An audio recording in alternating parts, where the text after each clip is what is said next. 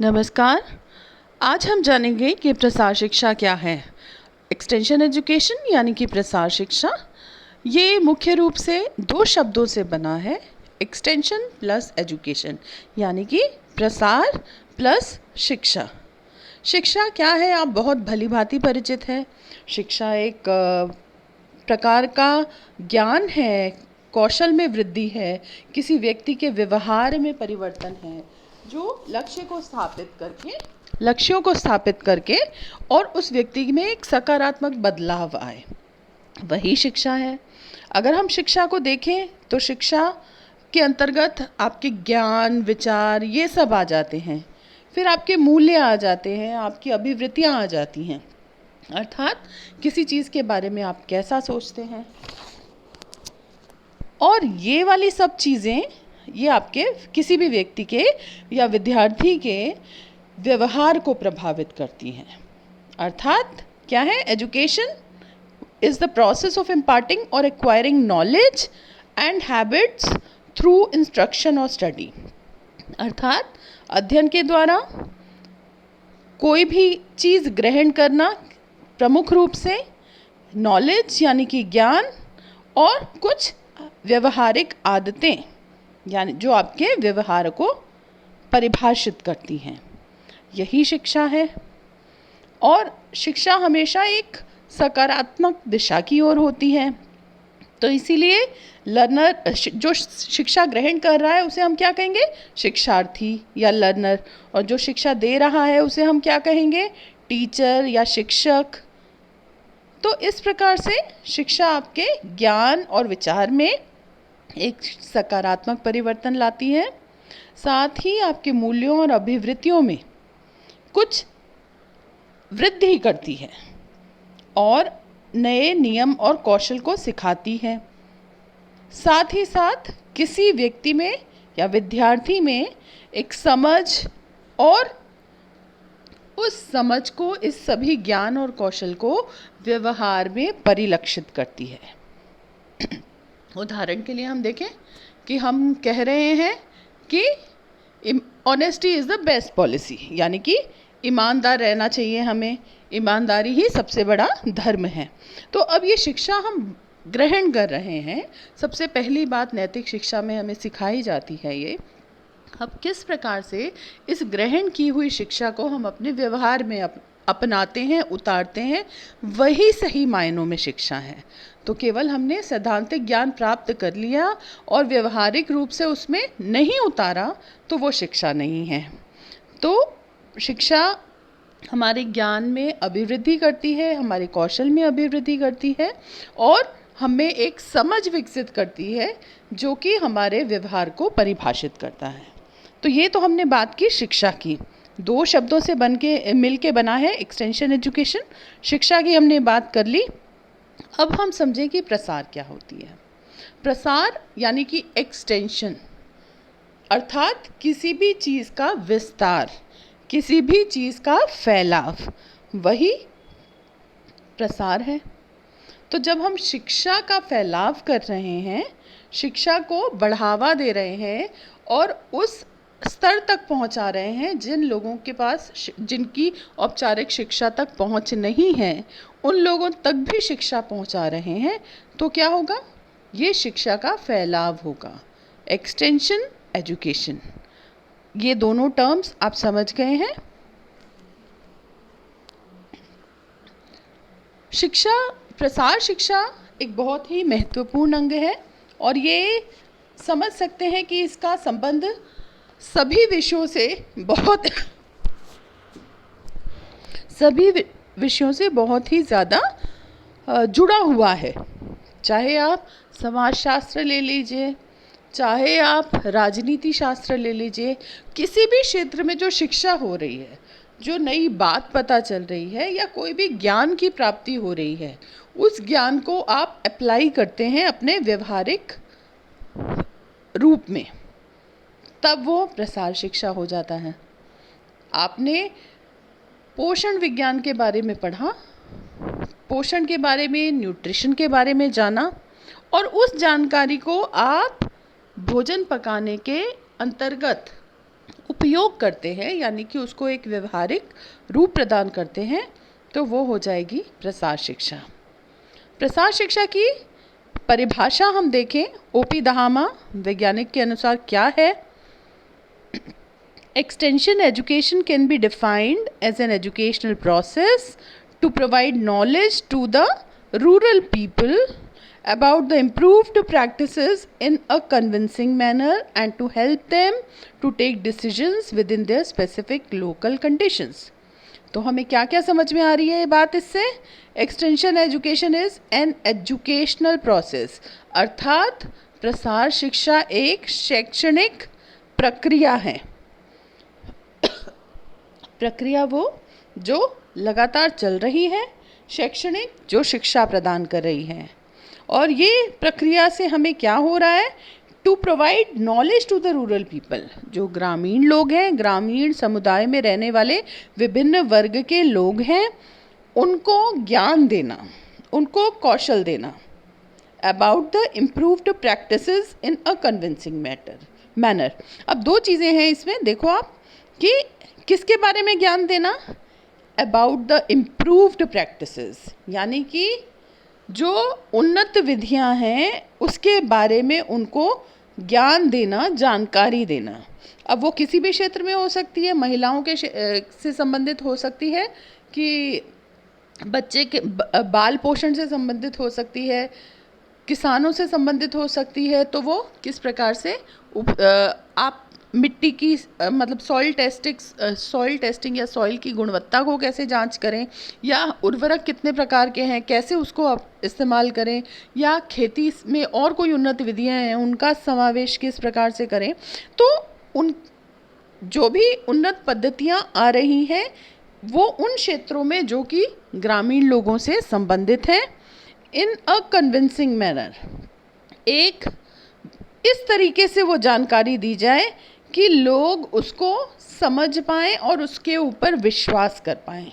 ये महत्वपूर्ण है, अर्थात जानकारी हमें उन पे थोपनी नहीं है, बल्कि वो जानकारी को समझ पाएँ और उसको स्वीकार करें खुशी से, सहर्ष।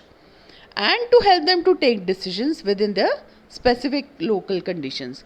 और हम उनको किसी भी प्रकार से उनको बल का प्रयोग या कहें कि फोर्स ना करें कि वो निर्णय लें, बल्कि वो स्वयं उस बात को समझ के, उससे आश्वस्त होके, और फिर वो अपने उन स्थानीय स्थितियों में, परिस्थितियों में निर्णय लेने में सक्षम हो सकें। निर्णय लेने से पहले हम हमेशा किसी भी चीज़ के प्लस और माइनस पॉइंट्स देखते हैं, और फिर हम जब आश्वस्त हो जाते हैं कि नहीं, इसमें हमें ज़्यादा सफलता मिलेगी और ये जो तरीका है ये अपनाने से हमें लाभ होगा, सफलता मिलेगी, तो हम आश्वस्त हो जाते हैं और हम उसको स्वीकार कर लेते हैं। तो हम देखें कि ओपी दहामा ने क्या कहा है कि प्रसार शिक्षा को एक शैक्षणिक विधि के रूप में परिभाषित किया जा सकता है, जिसके अंतर्गत ग्रामीण लोगों को उन्हीं की विशिष्ट स्थानीय परिस्थितियों में उन्नत पद्धतियों के बारे में जानकारी दी जाती है और भली प्रकार से समझा बुझाकर निर्णय लेने में उनकी मदद की जाती है। मैं आशा करती हूँ कि इसमें सब चीज़ें स्पष्ट हो गई होंगी। सबसे पहली बात कि ये एक शैक्षणिक प्रक्रिया है। दूसरी बात, इसमें ज्ञान दिया जा रहा है, ज्ञान की अभिवृद्धि के लिए है। तीसरी बात किससे संबंधित है? उन्नत पद्धतियों से संबंधित है, जो कि ग्रामीण लोगों से जुड़े हुए हैं, और इस रूप में कि वो आश्वस्त हो जाएं, उस बात को स्वीकार करें और अपने निर्णय लेने में स्वयं सक्षम हो सकें, और उन्हीं की स्थानीय परिस्थितियों में वो देख के भली भांति सोच विचार करके निर्णय ले सकें। एक तो कार्यक्रम बनता है कि कहीं और बैठ के उसकी प्लानिंग हो रही है, आयोजन हो रहा है। एक ये है कि हम उन जो प्लानर्स हैं, जो परियोजना निदेशक हैं, वो उसी गांव में, उसी परिवेश में उन स्थितियों को देखते हुए फिर वो प्लानिंग कर रहे हैं, तो दोनों स्थितियों में अंतर आ जाता है। तो यहाँ प्रसार शिक्षा में हम लोकल कंडीशन यानी कि स्थानीय परिस्थितियों को सबसे ज़्यादा बल देते हैं। दूसरी परिभाषा और देखें, हमें और स्पष्ट हो जाएगा। लीगन्स के अनुसार क्या है कि extension education is the behaviour science. ये क्या कह रहे हैं कि प्रसार शिक्षा एक व्यवहारिक विज्ञान है जिसका विषय वस्तुओं के अनुभवों से एकत्रित शोध, यानी क्या है इसका कंटेंट क्या है, इसका क्या कहें कि सब्जेक्ट मैटर क्या है, एक व्यवहारिक विज्ञान है। लेकिन इसके अंतर्गत क्या क्या आएगा, जितने भी शोध अध्ययनों से या अनुभवों से जो नई खोज निकल के आ रही है, जो नई बात निकल के आ रही है, नई उन्नत पद्धति निकल के आ रही है, वो सभी चीज़ें इसका कंटेंट होगा, सब्जेक्ट मैटर होगा, विषय वस्तु होगी। तो वो कोई relevant principle synthesised with useful technology in a body of philosophy, principles, contents and methods focused on the problems of out of school education for adults and youth. ये दूसरी बात किस पे जोर दे रहे हैं, एक तो व्यवहारिक विज्ञान है, दूसरा इसकी विषय वस्तु क्या है, जितने भी शोध हो रहे हैं, नई नई तकनीकों का इजाद हो रहा है और नए नए जो भी सिद्धांत आ रहे हैं, उन सबको देखना समझना और किस प्रकार से ग्रामीण परिवेश में वो उपयोगी साबित हो रहे हैं, उस स्तर तक उसको लेके आना। और किन लोगों को कवर करना, वो लोग जो विद्यालय नहीं जा पाए, अर्थात आउट ऑफ स्कूल एजुकेशन। कई बच्चे हैं जो वंचित, बच्चे भी हैं, बड़े भी हैं, बुजुर्ग भी हैं, जो स्कूल नहीं जा पाए, तो स्कूली शिक्षा उन्होंने ग्रहण नहीं की, तो ऐसे लोगों को कवर करना। क्योंकि जब बच्चा स्कूल जा रहा है, एक औपचारिक शिक्षा ग्रहण कर रहा है स्कूल में, तो उसको शिक्षा मिल जाती है, हर क्षेत्र के बारे में उसे एक जानकारी हो जाती है। लेकिन जो स्कूल नहीं गया, उसको बेसिक्स ही नहीं पता, तो उसको उन चीज़ों को समझाने के लिए एक शिक्षा का स्तर बनाने की आवश्यकता है। तो और उनको कवर करना भी ज़रूरी है, क्योंकि नहीं, अगर उन लोगों को हमने प्लानिंग में सम्मिलित करके कार्यक्रम को नियोजन नहीं किया, तो क्या होगा, वो उससे लाभान्वित नहीं हो पाएंगे। तो ये विशेष रूप से out of school system of education है, स्कूल से वंचित रह गए लोगों के लिए एक शिक्षा का साधन है, एक प्रक्रिया है। तो ऐसे युवा भी हो सकते हैं, ऐसे बुजुर्ग भी हो सकते हैं, ऐसे और वयस्क लोग भी हो सकते हैं।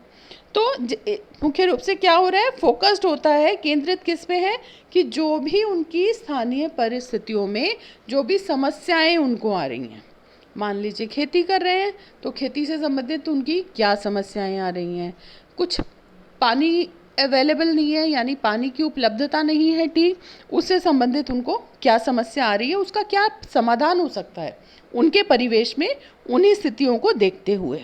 तो ये प्रसार शिक्षा मुख्य रूप से ऐसा ही एक व्यवहारिक विज्ञान है जिसमें उन लोगों के जीवन की गुणवत्ता को और बेहतर बनाने के लिए प्रयास किया जाता है।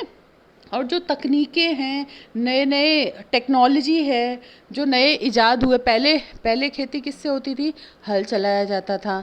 अब बहुत ही एडवांस मशीन है जिससे कि खेत की जुताई भी हो जाएगी और मिट्टी तैयार करना या जो सोइंग होती है, यानी कि बीज का रोपण होता है, वो भी हो जाता है, कटाई भी मशीन से हो जाती है, हर चीज़ के लिए मशीन उपलब्ध है।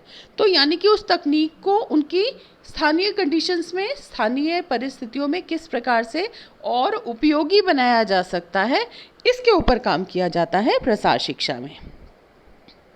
तीसरी परिभाषा हम और देख लेते हैं। रेड्डी के अनुसार क्या है, प्रसार शिक्षा सामुदायिक विकास के लक्ष्यों को प्राप्त करने का एक साधन है जिसके अंतर्गत अनेक तथ्यों, क्षेत्रों और विषय वस्तुओं को सम्मिलित किया जाता है, जिसमें कृषि सर्वाधिक महत्वपूर्ण है। गाँव में जब हम कह रहे हैं कि ये किसके लिए, ग्रामीण लोगों के लिए, ग्रामीण परिवेश में रहने वाले लोगों के जीवन में सुधार के लिए, विकास के लिए ये शिक्षा है। तो ग्रामीण लोगों का मेन जो पेशा है, ऑक्यूपेशन है, वो खेती है। तो मुख्य रूप से इसमें सबसे ज़्यादा तवज्जो किसको दी जा रही है, कृषक वर्ग को। तो उनके लिए प्रसार शिक्षा सामुदायिक विकास के लक्ष्य से क्या तात्पर्य है, समुदाय होता है जो एक ग्रुप ऑफ पीपल, एक ऐसा समूह, लोगों का ऐसा समूह जो कुछ ना कुछ कॉमन रुचि रखते हैं, कॉमन उनके लक्ष्य होते हैं, उद्देश्य कॉमन समान उद्देश्य होते हैं, समान लक्ष्य होते हैं। तो जैसे कृषक वर्ग की हम बात क्या कर रहे हैं, तो यानी कि जितने भी किसान उस क्षेत्र में उनको क्या समस्या है, तो वो कृषक वर्ग हो गया। तो हम जब विकास की बात करेंगे, उनके कृषि से संबंधित विकास की बात करेंगे, तो उसमें सभी कृषक वर्गों को सम्मिलित कर लिया जाएगा। ऐसा नहीं कि कास्ट के आधार पे डिस्क्रिमिनेशन कर लिया जाए, अलग थलग कर लिया जाए, या किसी को छोड़ दिया जाए, या उच्च आय वर्ग को तो इंक्लूड कर लिया जाए और निम्न आय वर्ग को छोड़ दिया जाए। ऐसा नहीं होता। जब हम सामुदायिक विकास के लक्ष्यों की बात करते हैं, तो उस वर्ग के सभी लोगों को, हर व्यक्ति को इंक्लूड करना, सम्मिलित करना हमारा उद्देश्य होता है। तो extension education is a means for achieving community development, यानी इसके माध्यम से, इन्होंने कहा है, रेड्डी ने कहा है कि प्रसार शिक्षा एक माध्यम है जिससे हम सामुदायिक विकास प्राप्त कर रहे हैं। अर्थात हमारा लक्ष्य क्या है? सामुदायिक विकास प्राप्त करना। And it includes several fact fields and subject matter, और इसमें बहुत सारे क्षेत्र हैं और बहुत ज़्यादा विषय वस्तु है। लेकिन सबसे महत्वपूर्ण क्या है? एग्रीकल्चर, यानी कि कृषि। तो इस प्रकार से इन 3 परिभाषाओं से आशा करती हूँ कि आपको प्रसार शिक्षा की बात समझ में आ गई होगी। अब इसको ज़रा सा हम देखें कि प्रसार शिक्षा क्या है। तो प्रसार शिक्षा, जो हमने बातें इन परिभाषाओं में समझी, उन्हीं को थोड़ा सा रिवाइज कर लेते हैं कि प्रसार शिक्षा एक व्यवहारिक विज्ञान है और एक अनौपचारिक शिक्षा है। अनौपचारिक शिक्षा यानी स्कूल में जब आप पढ़ते हैं, तो स्कूल में क्या है? एक टेबल चेयर, एक प्रॉपर रूम होता है, एक पूरा डिसिप्लिन, अनुशासन होता है।